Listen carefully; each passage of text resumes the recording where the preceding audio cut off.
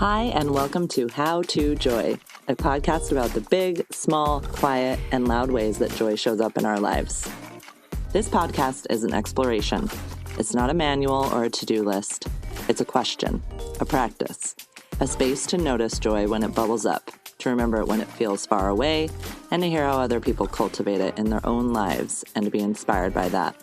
My hope is that this becomes a place to be reminded that joy is still here, still possible, and still ours to claim, even in the midst of the hard things. Thank you for being here. Now let's begin. Welcome to How to Joy. We are here virtually with one of my oldest friends at this point, not in age, but in years. It is my dear friend, Mike. Hi, everyone. Hello. If it sounds a little different than usual, y'all, it's because Mike does not live here any longer. He used to be a Denver boy, but now he is in Portland. And so we are doing a Zoom call. And this is actually our second go around on this conversation. It did not work the first time. So, second time's the charm, I hope. Even better this time. That's right. Thank you for humoring me and Oh, chatting with me again. of course. I mean, it just is an excuse for us to gab, so it's good. It really is. Yeah. Well, let's start how we always do, which is how do we know one another? My memory tells me that we met at Cinemark 16, the best seat in town. It was a movie theater in Fort Collins, Colorado. We were both in high school and wanted to make money. So we both got jobs there. I think I already worked there, and it was one of Maggie's first days working, and we closed concessions together, I believe. She asked a lot of questions because she's a very curious person, and I think I was more than happy to answer them. I'm pretty open book myself, so I Yeah. think we just got along really well. I mean, I think we're both curious teenagers, and I just remember you being this like larger than life redhead, big boobs, and just like a Nothing's really changed. fun, big personality. I'm just like you are today. You haven't changed much. I mean, you've changed, but you're still pretty much the same person that I remember. Aw, that's good to know. I remember that well as well. I had moved from a very small town and knew literally no one in Fort Collins, and getting that job at Cinemark 16, the best seat in town, was one of the best things to happen to me because I met so many cool people, such as yourself, and we became fast friends. And then I followed you because I was going to another high school for my first year. I connected with a few people there, but all of my friends at Cinemark mostly went to Rocky High School. And so my family let me go to that school the next year. We also got a house that was very close to there, so it just made sense. But yeah. Yeah, I remember that. I remember you moving, and it was exciting to have you come into the world of Rocky Mountain High School and continue like the friendships that you had already made. Yep, that junior and senior year, they were good ones with the Wild help of time. you all. Yes.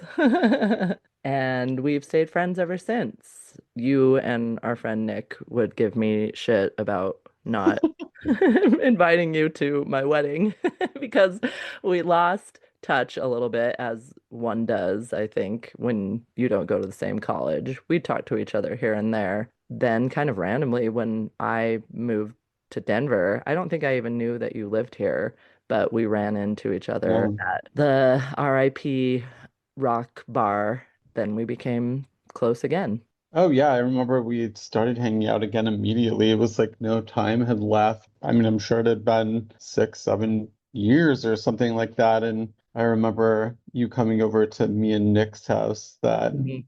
we were living in at the time and jamming to Moby, which was Oh my a God, Cinemark yes. song from the movie tunes from when we were cleaning the theaters. So that was like a full circle moment. That's right. It was that song from the Born Identity, right? Oh, Oh yeah. baby. Yep. Yep. I Remember just like shoveling cheese into my mouth and like screaming it and spitting the cheese back out almost. I was literally just going to say that.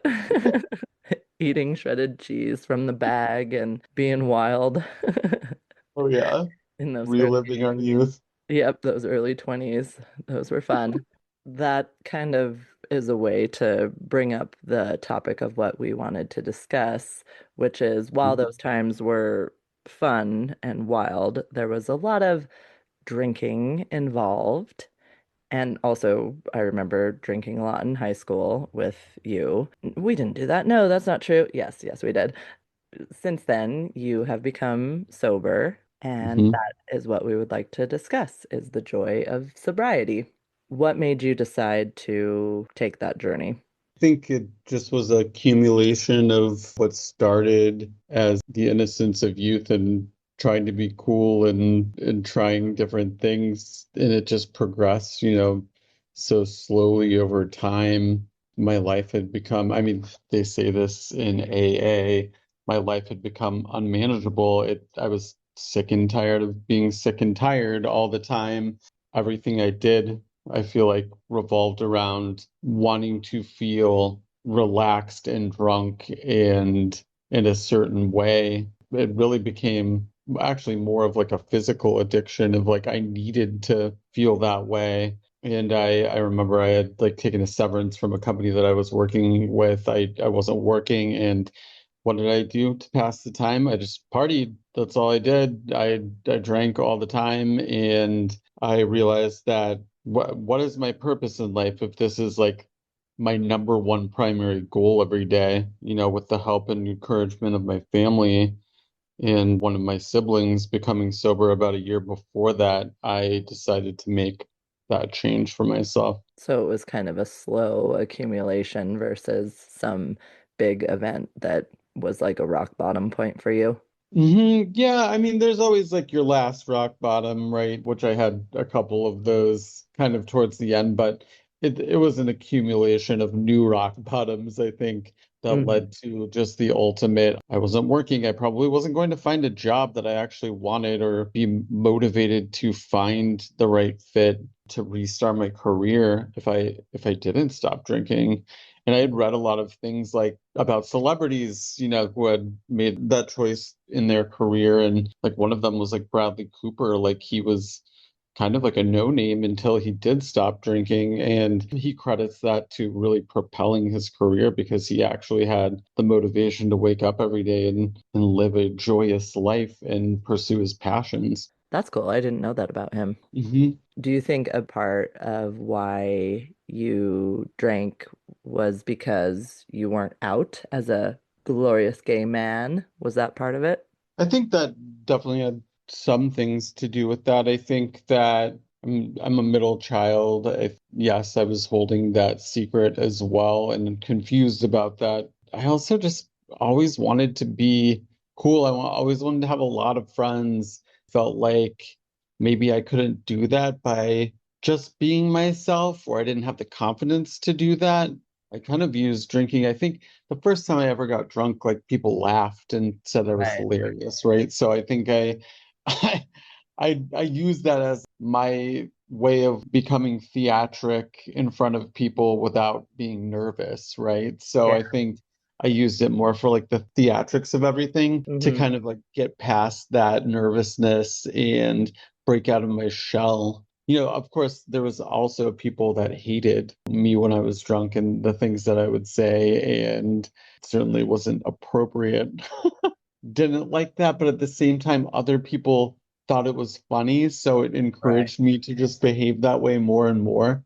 I remember a specific time when actually at the movie theater, we had decided to go see like the Hulk. I think it was the midnight preview or something, and one of my friends dared me to drink like this entire small bottle of tequila, including the Whoa. worm. I didn't because obviously I wanted them to think I was cool. And we went to the premiere, and I got up in front of the entire theater and declared that I was the Hulk and then ran around the theater asking people if they wanted my autograph. Oh my goodness. Which sounds so ridiculous. I would have been so annoyed if I was a guest at the movie theater, but my friends thought it was Exactly.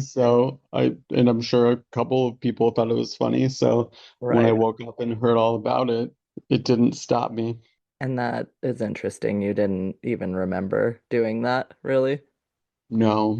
Well, there's a reason they call it liquid courage, and I definitely can understand when you're wanting to feel cool and accepted and you are in those teenage years, why you're drawn to it, and then it just keeps on going.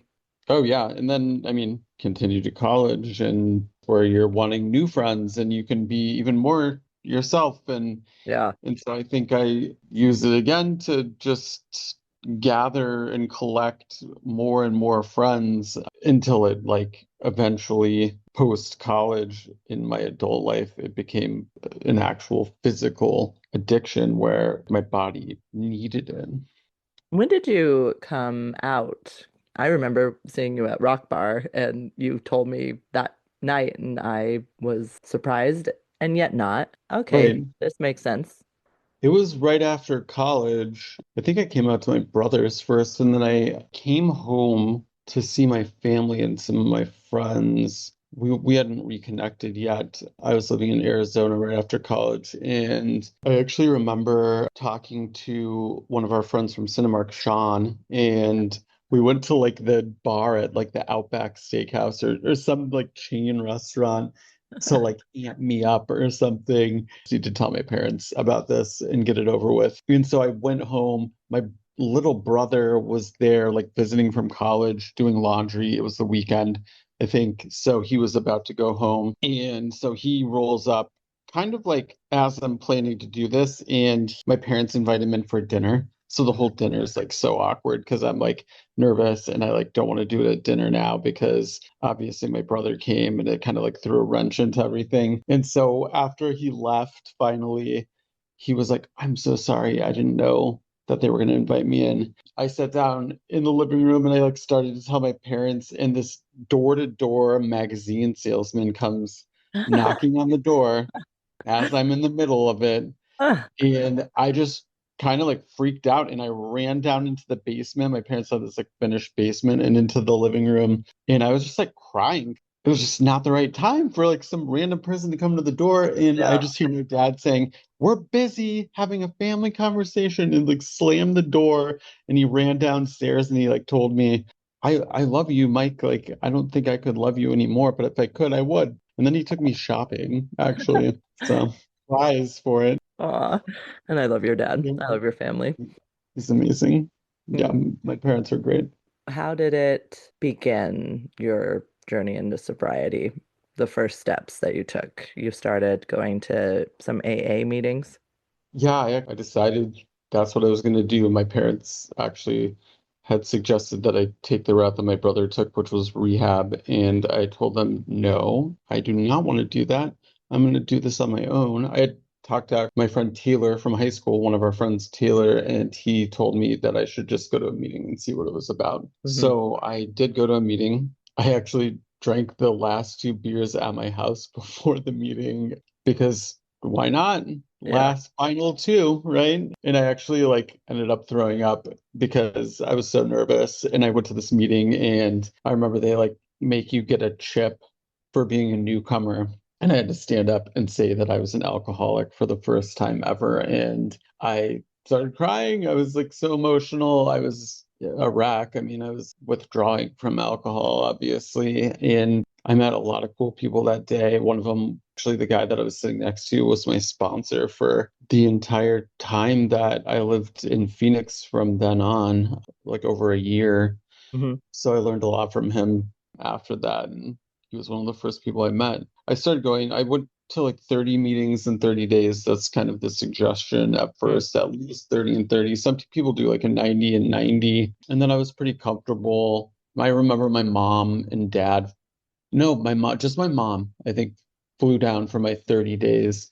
Yes, and hung out with me. We like hiked and went to dinner and hung out for my 30 days. And then I kind of pared it down to I would go like 5 days a week. and kind of take the weekends off. I started working again. I did task force job in Seattle for a little while, so I didn't really have time to go to meetings. So I kind of just went when I could after that. And it was towards the end of about a year and a half in when I stopped really going to AA. I was probably only going a couple times a week. Do you still, I don't know exactly how it works. Were you still doing sponsor type work? I was doing that every week. So, if possible, I mean, we would meet on Sunday usually because both of us had that day off in common, and we would do brunch every Sunday. We would meet at a place in Phoenix. We would either do reading or maybe just catch up or just kind of try to do exercises that would help get me through the steps. Hmm. Do you Yeah. ever find yourself doing the steps still, or since you're sober, that's not I necessary? I haven't gone back through them ever. Usually, if you're kind of like a regular AA attendee, the goal is to keep going back through the steps Hmm. all the way through for the rest of your life, right? I have not practiced that. I would love to go back through one day. When I moved to the Pacific Northwest, I kind of didn't find my tribe, I guess you could say, or my crew. It's kind of like church. If you find a good one, you kind of stay, right? And the one that I had found in Phoenix, I luckily it was really great and I made a lot of really good friends. But when I moved here, it was a different crowd. I just didn't feel that commonality with most of the people in the meetings that I did attend. So I just kind of stopped going. 3 years now, right? It's over 3 years. Wow, cool. Does that urge still come up ever or not really? To drink. Yeah. No. To be honest, like for me, it was more of a physical addiction towards the end, right? I didn't feel good drinking. I wasn't Mhm. doing it anymore to actually feel good. It was to feel normal, right? Once I got past the withdrawals and I started to feel so much better and I just regained the clarity in my life, I haven't been able to imagine myself actually going back that way. Like the psychological piece just isn't there. It's a detractor for me only because I remember so many of the crazy stories that I shared in the rooms of AA when I was attending. I don't ever want to be back there Right. sad and lonely and drinking by myself. And I know that listening to other people's stories, that's the only way it goes. Right. Yeah. And I remember fun drunk Mike at the beginning of the night. I remember what you just said, like sad, mumbling, can barely sit up Mike at the end of the night. And that was always very scary. Yeah, I mean, I think that, yeah, alcohol doesn't actually, it's not a stimulant, right? So it's an You. inhibitor. It's really not good for anyone that has heavy emotions on their mind at Right. all. I remember going to one of the things that triggered me too was going to therapy and talking about that before I got sober. My therapist was like, it's okay to have like a drink or two, but once you have more than that, alcohol is an inhibitor and it's just going to make you feel an extreme version of the emotions that are already in your mind. Mm, that's something that we all should realize for sure. Yeah. So the more alcohol you do consume, the more it takes over your brain power, right? And if you're sad, you're just going to be more sad. If you're happy, you're probably going to be more happy. So what joys did sobriety open up to you?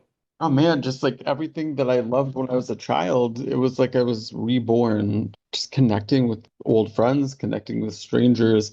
I mean, as you probably know, I'm very big on like personal connections, and those are very important to me. So just like actually caring about people and rooting for them, like cheering them on in life and being able to express my gratitude on a daily basis has been my biggest joy in eating. Honestly, Big old I foodie. sacrificed I sacrificed a lot of calories for alcohol when I was drinking, and when I was a kid, my parents used to joke I ate seconds and thirds and fourths at dinner every night because I didn't want to do the dishes, but it was really because I love food. Probably didn't want to do the dishes either.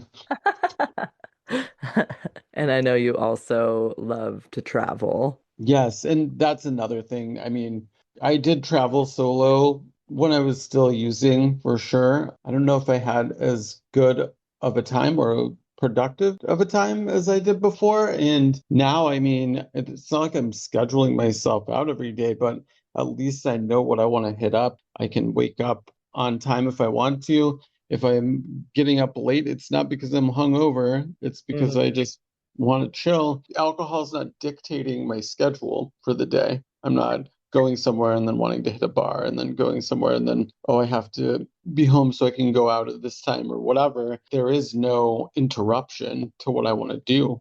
The Right. only interruption is when things close for the day Yeah. or open for the day. So, With a clearer brain, you can remember so much more, I'm sure. yeah, and it's just much more vivid. Like my memories are just so much more vivid. I love that. And I would assume that your confidence has and self-trust has grown after letting go of this thing that was kind of like a shield for you. Yes, 100%. I'm more confident. Actually, I would say that alcohol over time diminished my confidence. And when I was finally getting sober, I had about 10% confidence of what I have now today. Obviously, nobody has 100% confidence in every situation, but I would say that again, I'm back to how I was as a kid. I speak my mind. People always say like when people get sober, they get nicer or something. Like I don't know if that's necessarily true. I think I'm as direct as I've always been. You're still a little asshole. I actually probably don't mute myself as much because I think when drinking and using, you use that to suppress your feelings almost even more, or like it allows you to actually just remain silent if you just don't care enough. But when you're sober, you kind of start caring a lot about things that you didn't care about before. So I think you almost exude more passion. How does it feel when you are around people who are drinking and parties and bars and things like that? It doesn't affect me as in like I want to do that. It doesn't make me judge them at the same time either because I was there, right? Mhm. So I was there drinking and partying and saying stuff that I'm going to later regret or just behaving in a way that was probably like not how I would behave. I mean, I enjoy it. Being sober, you can drive yourself to everything and you can drive yourself home immediately if you want. Right. I try to stay at events like that for at least an hour. That's kind of my rule. Like if I can make it an hour, I feel like I put in the effort and I can leave when people are starting to have a good time. That's way more centered around substances than it was at the beginning of the night. Yeah, that's very true that that occurs. So that's a great thing about being sober. You can just drive your ass home. Just drive my ass home. And I always I'm like, well, I hope they had like a good time. I mean, I was just at a work event and one of my coworkers, I stayed up with them the whole time. And like obviously as the night progressed, a few of them got a little more drunk than the rest and Mhm. people started leaving and I was like probably the least uncomfortable Wow. because I know myself. I'm going to judge those people less Hmm. because I've been there. I mean, I feel like some people that become sober do have a sense of arrogance about themselves, like I'm above everyone else or whatever, but I don't see myself. I see myself as the same. I'm also just a human, and I Yeah. also would be doing that if I was still drinking. We have our yearly get together when you come home around Christmas time, and we'll always go out. If I get a drink, I feel no judgment from you whatsoever. No, With that being said, for people who are curious about sober life, what are some tips for them from you? I mean, try it out. Like, see how long you can go. I've seen people started dry January, and a year and a half later, they still aren't drinking. I have a coworker actually that did that, and she's now going to hit 5 years, I want to say, pretty Wow. soon. Or maybe she just did. I can't remember. But yeah, I mean, I think the longer you go, I think the more you realize you don't need it. If you don't give it a go, you'll never know the benefit. Even the Right. people that are like, that really do need to become sober, like that aren't just sober curious. I mean, that's the scariest part is that first month when people usually will go back to drinking because they don't see the full health benefits of it until at least 30 days. Alcohol stays in your system for a whole month in trace amounts. So your body has not completely rid itself of that toxin until you've hit a month, and that's when you just begin to start feeling how good it feels. Wow, I didn't know that either. That's cool. Mhm. Yeah, I did sober January. I was the only one who survived out of the friends who were doing it. I felt I Yeah, felt proud of myself. And I will caveat there, it was Colorado sober. I still smoked my cannabis, yeah. but it wasn't very hard for me. It did make me afterwards be like, I don't really want this gross seltzer or this beer just to drink it, you know? I want something good, like a nice cocktail. I'm still a cocktail lady, you know, but Yeah, well, I always also, ask people because I have to like just kind of get a quick point across with this is like, are you really drinking because of the taste? Because I think that's the excuse that a lot of people use for themselves. Oh, but I really like the taste of wine, or like I really like a good Belgian triple, which I Right. always told myself that too. Okay. That was always my excuse. I always drink really good alcohol, expensive alcohol, which is kind of rare for an alcoholic, Right. especially at the end of their career, right? Yeah, But I always say, okay, so like you like the taste, but that does that mean you need six of them? Would you eat 6 pints of ice cream because you really liked that flavor? I don't think so. You'd get exactly. nauseous, right? Like Yeah. if it didn't make you feel not like yourself or like you were kind of like leaving your presence of mind temporarily, you wouldn't drink six of them. No, that's so true. I'm very proud of you, and I definitely love you in all stages of your life. And I can see you are in your most powerful way of being now, and I think it's amazing. Yeah, I think I am only growing in strength over time, for sure. This was the only way to get bigger, faster, stronger, was to remove that obstacle from my life. And now you have way more space for your creativity. I love seeing your Instagram stories of the decor in your home and your fashion sense and all these things that you used to be such a bro. And now, Yeah, because I didn't care about yeah, that.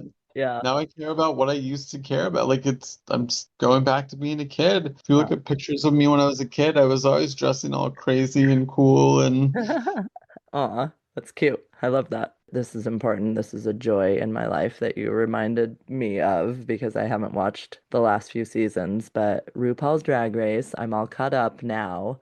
Jane is probably the strongest out of Yeah, anyone. But I also like Darlene, I do weirdly. too. No, I I do did in the too. beginning. I did in the Yeah, beginning. And Bassetti, actually, our friend, she loves Darlene.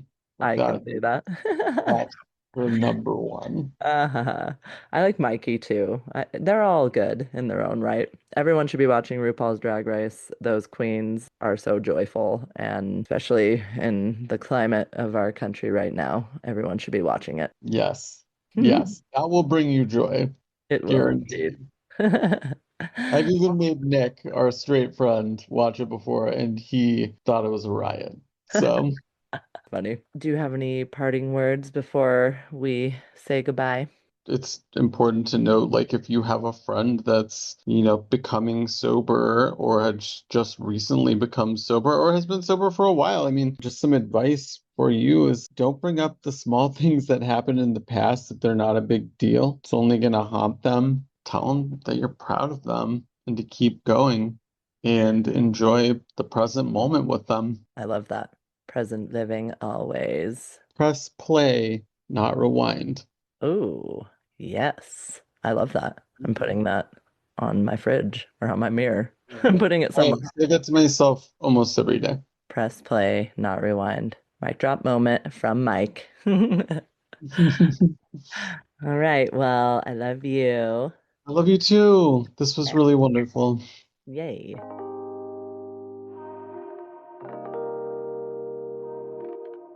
Thank you for listening, for feeling, for remembering joy with me.